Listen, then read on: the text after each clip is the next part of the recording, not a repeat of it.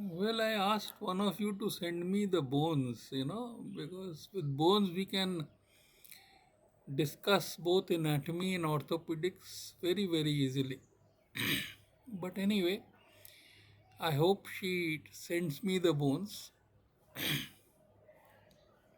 and we can talk with bones next time. And we don't have to draw diagrams to show you muscles and all. Uh, so today,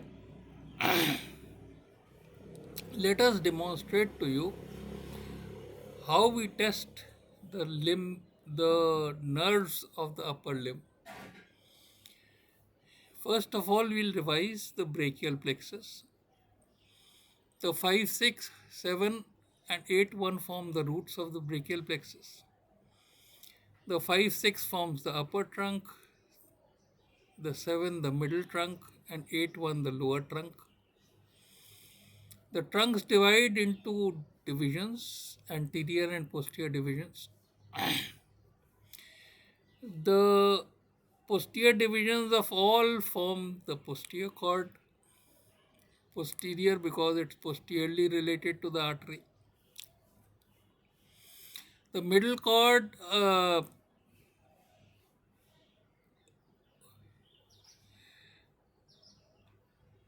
the medial cord is formed by the anterior division of the seventh, and the lateral cord by the anterior division of uh,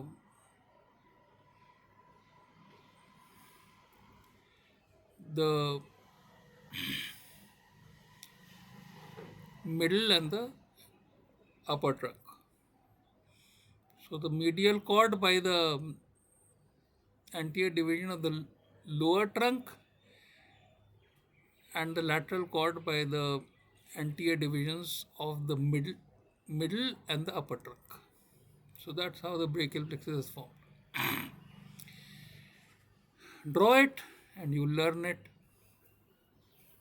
Draw it 4 or 5 times and you'll learn it. Now there are four nerves from three cords. The lateral cord, the musculocutaneous, the posterior cord, the radial, the medial cord, the ulnar, and the median nerve from the lateral and medial cords. So these are the terminal nerves of the brachial plexus. Now the branches of the brachial plexus, the 3, 4, 5, the roots first. The 3, 4, 5 is phrenic, 5, 6, 7 the nerve to serratus anterior, and 5 the dorsal scapular or the nerve to rhomboids. Only the upper trunk has two branches, the middle and the lower don't have any branches. The upper trunk is suprascapular nerve supplying the supraspinatus and infraspinatus, and the nerve to subclavius. Now this nerve to subclavius is very, very peculiar. It crosses the artery and the vein superiorly to supply the subclavius muscle, which is lying on the lower surface of the clavicle, medial end of clavicle. As it crosses the vein, it sends a branch which winds round the vein and meets the phrenic nerve, which is lying behind the artery, winding round the scalernus anterior muscle. Now, this sling of this nerve, which is the accessory phrenic nerve, causes kinking of the vein. And you know that if there is kinking, there is stasis. And one of the three things in intravascular thrombosis, the Virchow's triad, is stasis, change in the chemical nature of the blood, or the roughening of the endothelium. This is what the Virchow's triad is. So there is spontaneous axillary vein thrombosis because of this nerve. You can be asked this, so you better remember it. Now let us trace the we go to the branches from the trunk to the cords. So from the lateral and medial cord, the lateral and medial pectoral. From the medial pectoral, there are two additional branches, medial cutaneous nerve of arm and forearm.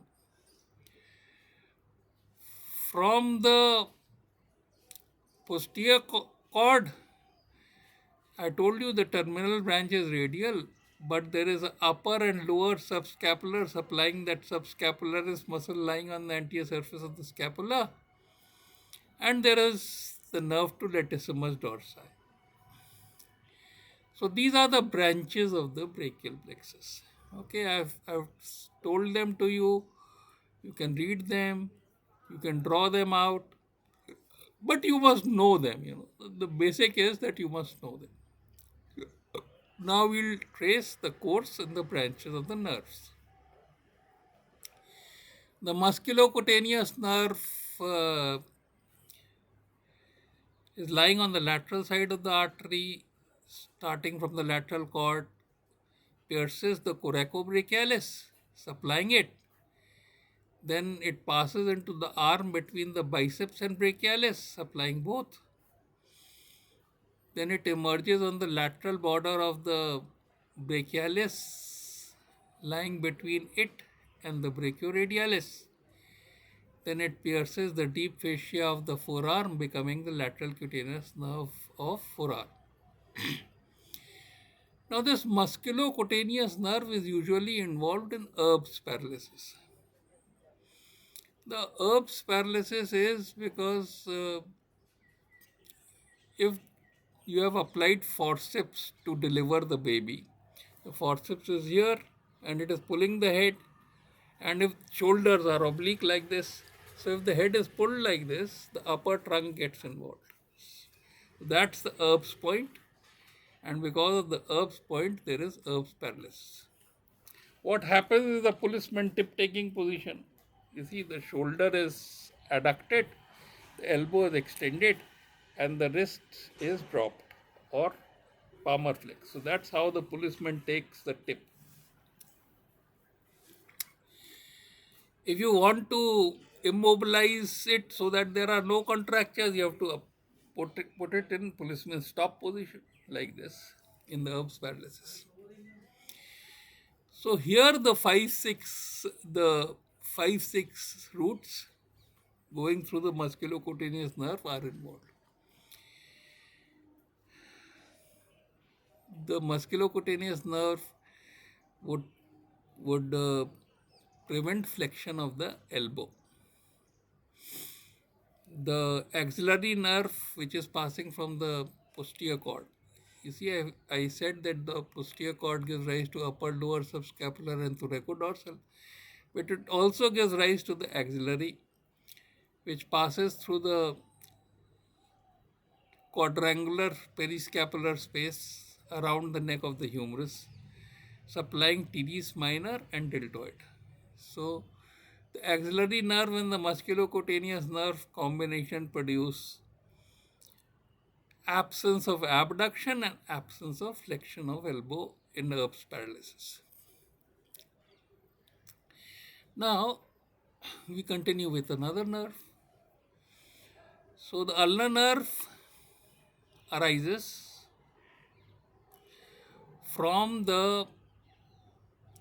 as a continuation of the medial cord. It lies on the medial side of the artery up to the middle of the arm.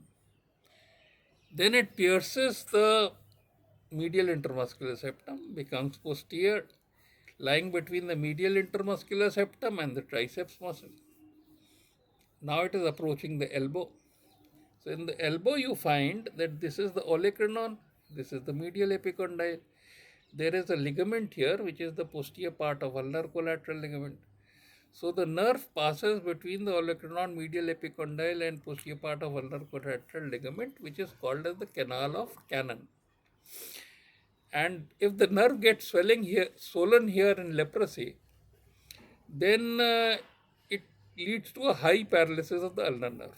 And what you have to do, you have to detach this ligament from the medial epicondyle so that the nerve is decompressed. So this is about the canal of Cannon. Now there is a muscle which originates from the medial epicondyle, common flexor origin, antebrachial fascia, intermuscular septum. Common flexor origin is medial epicondyle. It goes on the posterior part of ulnar collateral ligament, then the olecranon, then upper 1/4 of posterior border of ulna, and then also an aponeurosis, which is common to this muscle, which is flexor carpi ulnaris, the extensor carpi ulnaris, and from the depth of this aponeurosis arises the flexor digitorum profundus. So here this muscle is flexor carpi ulnaris, under it is the flexor digitorum profundus, and this nerve is lying between flexor carpi ulnaris and flexor digitorum profundus, supplying the flexor carpi ulnaris completely and the flexor digitorum profundus, the third and the fourth. Okay. Now this nerve approaches 5 centimeters above the wrist. It gives a palmar carpal branch which supplies the palmaris brevis and the middle part of the hand. And then you see this is the flexor carpi ulnaris. So this nerve is approaching here, and this flexor carpi ulnaris is getting attached to the pisiform bone and then giving a ligament to the hook of the hamate. So this is the pissiohamate ligament. So this nerve comes here.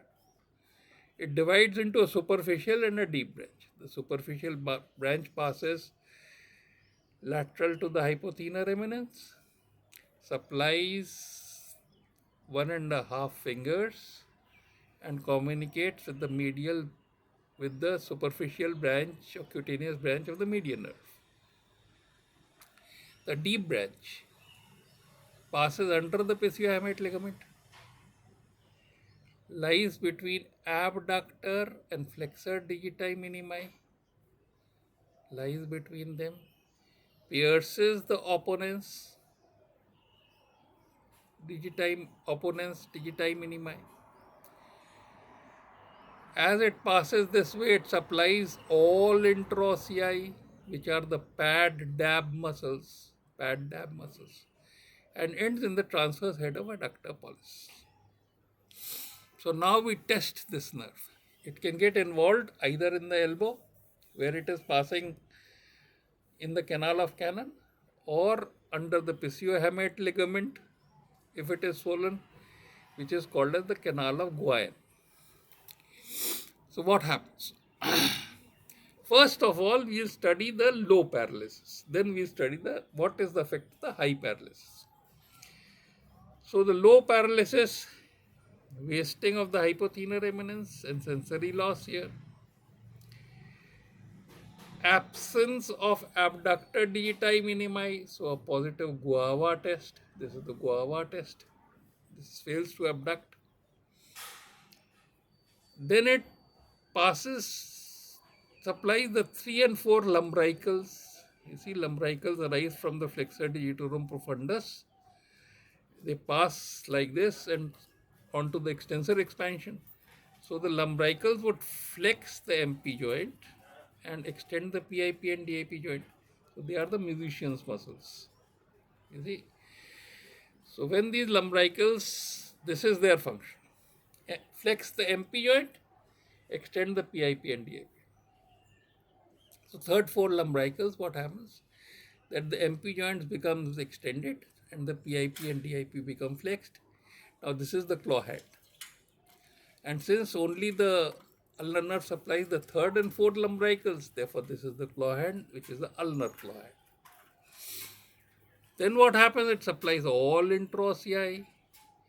And all interossei you can test by putting a card between these 2 fingers and seeing whether the fingers can hold it by adduction. We can hold it by adduction. So card here, trying to hold by adduction, and if the card slips, this is the card test positive. Then I said that it supplies the adductor pollicis longus. So adductor pollicis longus, you place a book here. This is the adduction of the thumb, okay. So you place a book here, and now the adductor pollicis is not acting. So the person uses the flexor pollicis longus to hold the book. This is called as the Froment sign. So we've covered the ulnar nerve. Now we go on to the median nerve. The median nerve continues from the lateral and medial cord. We call it that it is the company of the lonely, है ना? दुख का साथी है. When somebody leaves, it substitutes. So on the lateral side of the artery, the musculocutaneous nerve is leaving, piercing the coracobrachialis. So this nerve comes on the lateral side of the artery. In the middle of the arm, in the middle of the arm, it crosses medial to it because the ulnar nerve is left. It continues downwards and it is about to cross the elbow. The artery is running lateral to it. The artery is running lateral to it and gives the radial and the ulnar artery. So the ulnar artery has to be crossed by this median nerve. And it is the ulnar artery passes deep to the ulnar head of pronator teres and the nerve passes superficial to it between the ulnar head and the uh, humeral head of pronator teres. This is a very, very important relation because in chronic VIC you are releasing the flexor pronators, which is called as the Max Pages operation. So the first you will encounter the humeral head of pronator teres. First you will encounter the humeral head of pronator teres. Then you will encounter the nerve.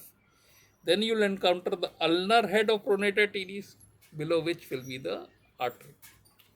So you have to be very careful in releasing the flexor pronators in Max Pages operation, which is done for chronic VIC.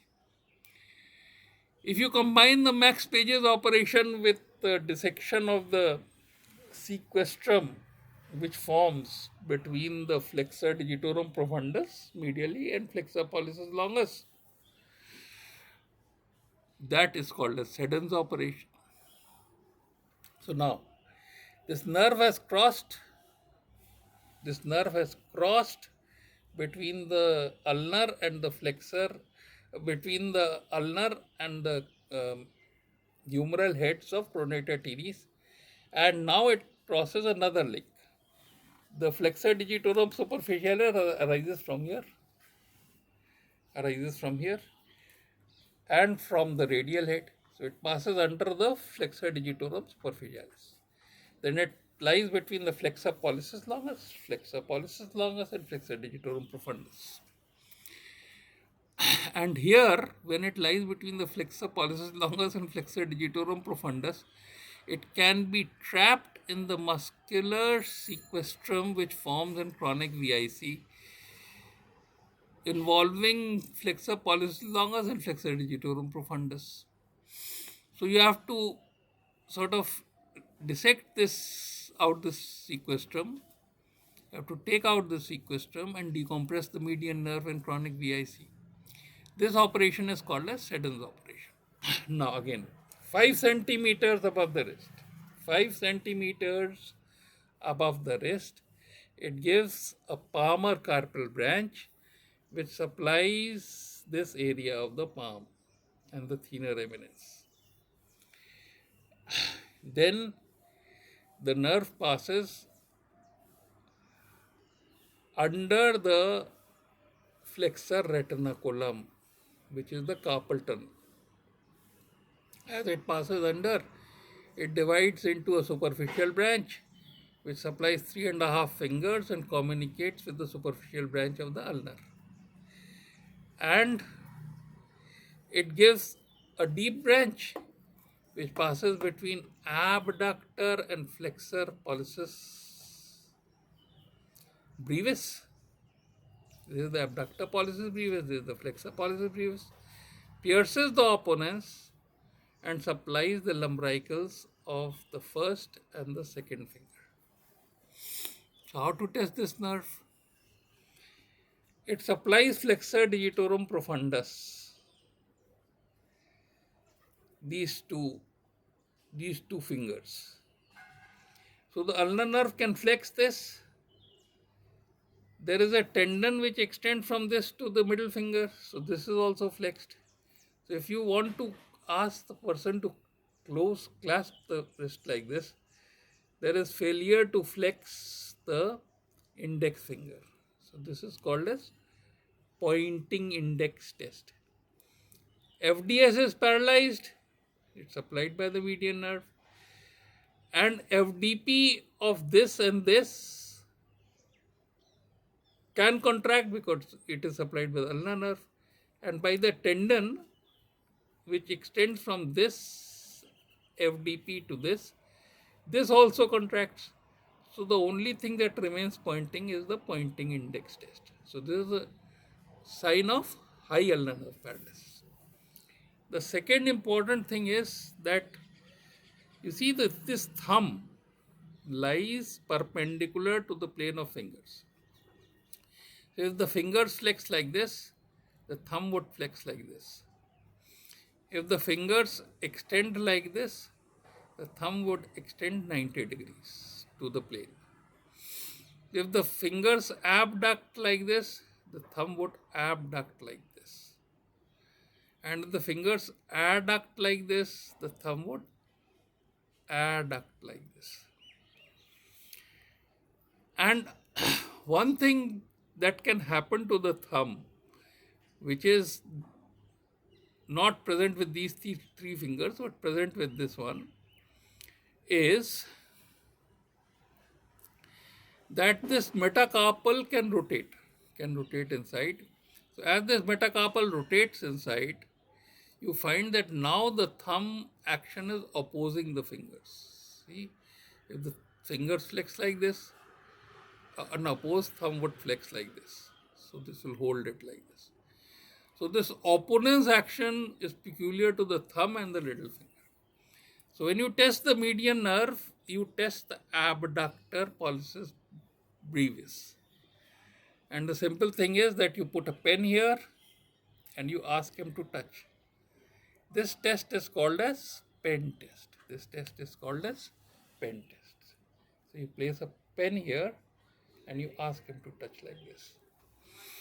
So two tests for the median nerve, the pointing index and the pen test. And of course the sensory laws along its distribution. And the applied importance in operations on chronic VIC. So this finishes the median nerve. And now we will quickly finish the radial nerve. The radial nerve arises as a continuation of the posterior cord. It passes through the lateral periscapular triangular space. You must know your anatomy to know that. Then it passes through the lateral periscapular triangular space here, and then it passes behind the humerus in the radial groove. So it passes like this in the radial groove. You see this deltoid muscle?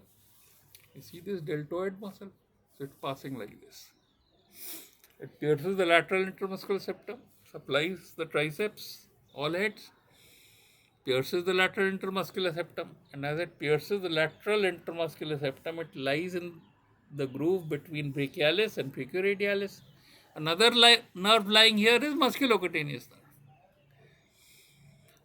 Okay, so it supplies the brachioradialis. Here, this muscle, brachioradialis. Crosses the elbow, divides into superficial and deep branch. The superficial branch continues medial to the brachioradialis, and when the brachioradialis gets inserted onto the radial styloid, this nerve crosses behind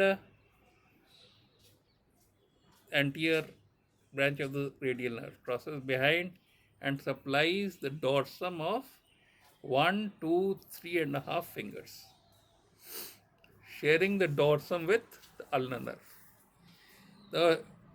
The autonomous supply is the dorsum of the first web space, about 25 paisa coin area on the dorsum side here. The deep nerve crosses the under the brachioradialis. It crosses the between the supinator. It winds around the neck of radius. It must be protected when you are removing the head of the radius because of any reason, and supplies the dorsiflexor of the wrist. Any dorsiflexor of the wrist is called as carpi. So extensor carpi radialis, longus and brevis, extensor carpi ulnaris. This is supplied by the radial nerve before it crosses the elbow. In a high radial nerve paralysis, you have wrist drop. But then, after the head of the radius, after winding around the neck of the radius, it supplies the extensors of the MP joint. They are extensor indicis, extensor digiti minimi, and extensor digitorum. So there is a finger drop.